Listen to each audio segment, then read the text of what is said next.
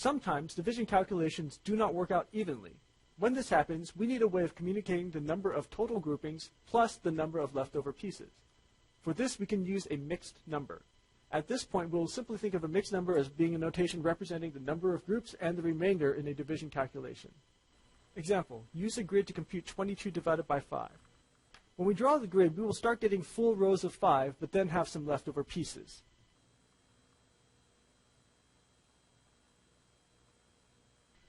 We can see that we get 4 full rows of 5, and then we also have 2 leftover boxes. We will put them on top and just make an incomplete row with them. We will write the answer as follows. 22 divided by 5 is equal to 4 2/5. 4 2/5 is known as a mixed number. The leftover pieces are called the remainder. In this case, the remainder is 2. As mentioned before, we call our answer a mixed number. It is a combination of an integer and a fraction. The large number up front tells you the number of total groups. The top part of the fraction is called the numerator, and that value represents the number of leftover pieces. The bottom part of the fraction is called the denominator, and it represents the total number of pieces needed to create a complete grouping. So by looking at this number, you can see that there are 4 complete groupings plus 2 out of 5 pieces needed to make another grouping. Example, use a grid to compute 33 divided by 6. Once again, we will draw out the grid.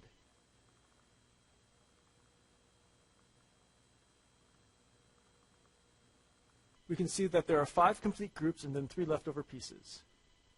And so 33 divided by 6 is equal to 5 3/6. Remember that 5 3/6 means 5 full groupings and 3 out of 6 pieces needed to make another grouping. If you're familiar with fractions, you may recognize that this fraction reduces. For the purposes of this section, do not worry about reducing. Just leave the answer in this form. We want to emphasize the idea that the fractional part represents parts of a whole grouping.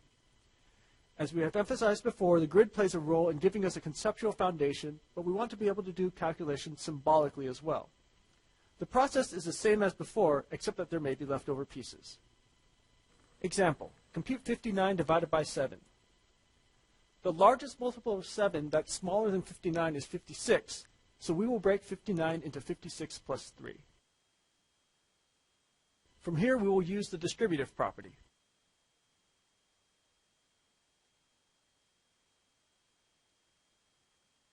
For the calculation 3 divided by 7, we will simply write 3 over 7, or 3/7, because we have 3 out of 7 pieces necessary for another grouping.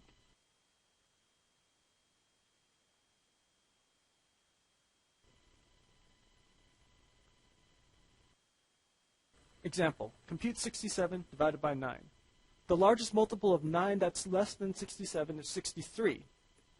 So 67 divided by 9 is equal to 63 plus 4 divided by 9.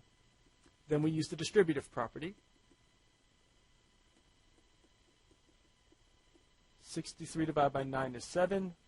4 divided by 9 is 4/9. So the final answer is 7 4/9.